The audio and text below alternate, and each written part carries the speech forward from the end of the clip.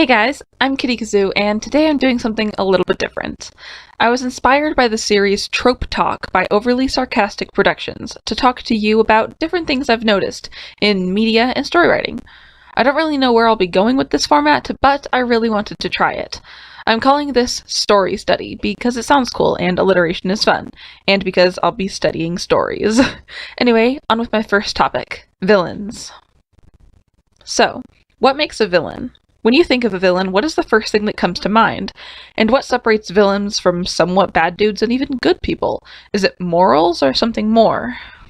Well, I think good villains in fiction must fulfill certain criteria. They have to be visually separate from non-villain types, or at least have some defining feature that makes them different and unique. They have to have some sort of symbolic importance to the allies, and they need to have some form of a moral difference with what is considered right. This may sound well and good, but what exactly does all that really mean? I'm going to be using a lot of Disney villains as examples because I feel like those are the ones that everyone knows the best. When you think villain, what comes to your mind? Do you remember Dr. Doofenshmirtz from Phineas and Ferb with his inventive and evil machines? Or maybe the many villains in Fullmetal Alchemist, be it Lust for her seductive charm or Envy for his sassy remarks? Or do you think of Ansem from Kingdom Hearts or Bowser from Mario? Whoever it may be that comes to mind, I'm sure they have many distinctive traits. There are things about them that first separate them from the allies and then separates them from the villains. It might be appearance, in which case they're made of sharp edges and secretive clothing, like cloaks or masks or long coats. Appearance has a lot to do with the effectiveness of a villain, and how scary or intimidating they actually come across as. They usually don't have many soft edges to their design because that represents an inner softness of sorts. Sometimes, someone you once thought was an ally turns out to be a villain. Spoilers for Tales of Xillia. Alvin is a good example of this. He was very secretive, and look, long coat. He ended up becoming a good guy in the long run, though, and while his coat remained long, probably because it's shown that he continues to carry around a few secrets, it lost the sharp edges at the collar and felt generally more rounded and open. Aside from how they look, it's also just as important how villains act and speak.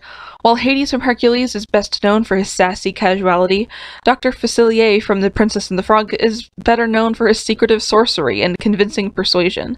This is where defining villains from other villains comes in. These characters are both very obviously villains based on appearance and personality, but they can also never be mistaken for each other. And that's key, because if a villain shows up in something that just makes you think, oh, that guy's just like this other villain from that one thing, they might not be very good or memorable bad guy. Mother Gothel from Tangled and Frollo from The Hunchback of Notre Dame have a lot in common. They're both selfish people who do things for personal benefit, they both have imprisoned a young child from birth in an enclosed environment, they both keep said child in check by exaggerating the negativity in the world, and they both try to make it out that they are the victim if they are ever accused of anything. And while these villains have all this in common, the way they act, talk, and move are all very unique.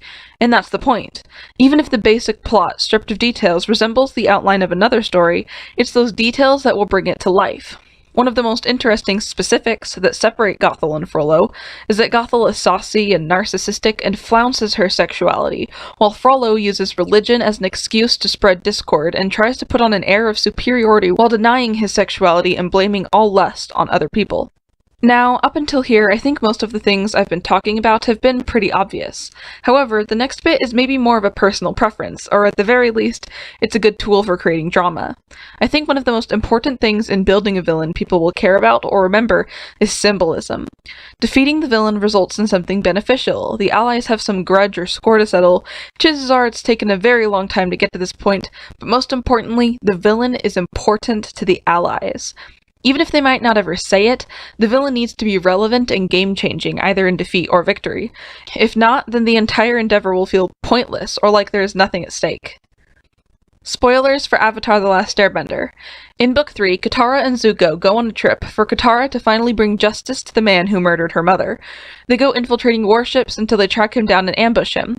This man, once a war captain of sorts, is now a defeated, wrinkled old man who lives in the country whiling away his days serving his cranky, bossy mother. By the time Katara comes to kick his bucket for him, he begs for mercy, clinging to life even though his glory days are long gone. In the end, while we as an audience hate this guy's guts with everything in our being, he's not a villain in that sense because he has already been defeated by life. Even if Katara kills him here, it won't change anything in particular.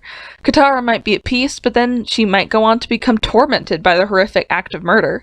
In the end, Katara doesn't kill him and leaves him to live out the rest of his pathetic days in misery and paranoia, because his death wouldn't have been symbolic as the end of an era.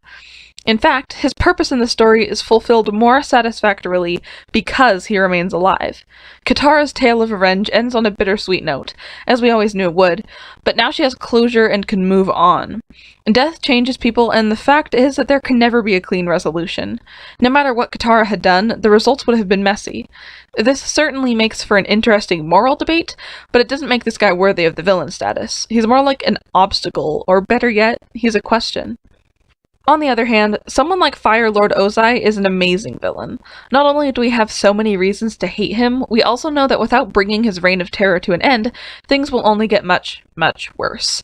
We know that Ozai is a terrible person in his personal life, having burned his son's face and sent him on an impossible quest, but he's just as ruthless in a militaristic sense. There is no question of whether this guy needs to be killed, which is made even more interesting when Aang, a pacifist monk, is forced into the position of doing the dirty work no one else can. Their battle becomes one not of just power and wits, but also of morals and commitment. I could do a video all about Avatar's villains, but I'll leave that for another day. A great symbol for villainy and terror would be Lord Voldemort from Harry Potter. Very slight spoiler warning here. The entire wizarding world fears him, and perhaps the most interesting thing is that he's already been defeated before, and in his return to power, people are just so afraid of him that they act irrationally, either by denying his return, trying to take advantage of the alarm, or by being too lax on caution. His very name strikes fear into the hearts of many. Ultimately, though he is certainly intimidating, the real fear of Voldy comes from the fact that he has many, many supporters who will do his bidding no matter how disgusting or wrong it may be. Of course, there's also the moral disconnection, and that leads to my next point. The real thing that actually makes somebody a villain is that they usually have a moral separation from what is thought to be right or good. Maybe they want to kill millions of people, maybe they want to rule the world, or maybe it's as simple as trying to remove a minor inconvenience. Regardless of their end goal, even if it is actually somewhat beneficial, the problem arises from the methods they use to acquire said goal. I think the most interesting type of villain is someone who wants something that is actually good or understandable to want. But the way that they go about it is the issue. Mother Gothel wants to live forever, which might sound appealing even to someone with good morals, but she's acquiring eternal life by imprisoning her fake daughter and isolating her from the entire world. Scar just wants to be king after a lifetime of being outshone by his younger brother, but he gets there by murdering his sibling and joining forces with a species known for unruly manner. Gaston just wants to get married to a pretty girl, which certainly isn't exactly a moral cause, but you get my point. But he's acquiring a wife by trying to force her hand and practically enslave her insane father. Further, there are those who seem like they want something good and normal, but there's usually something more to it. Ursula just wants to help poor unfortunate souls, but actually seeks to make people suffer and steal King Triton's trident so that she can rule the seas. Hans of the Southern Isles just wants to find his own place, but it turns out he fully intends to make Arendelle that place by murdering the princesses. Maleficent just wants to use the 7 princesses of Heart to... Wait, that's not right. Oh, and Captain Hook, well, I never watched Peter Pan. Alternatively, there are villains who seem to be seeking something bad, who turn out to actually be good guys who have just been faking, such as, Kill la Kill spoiler, Satsuki Kiryuin, who turns out to be against her mother. And, spoiler for Tales of Xillia, Gaius ends up being a good guy because he's really just doing what he must to protect his kingdom, and sometimes that can make him seem like the antagonist. But the point is clear. While there are many steps to make a villain dramatically thematic or relevant in a story, the only thing you really need in a villain is that original evil. But simply taking a person and giving them a bad trait isn't enough, because adopting twisted principles and messed up logic leads people to think and live in a different way. If someone genuinely felt that murder was okay, they would live differently, especially if they actively sought what they might view as a pleasurable experience rather than an unforgivable act of villainy.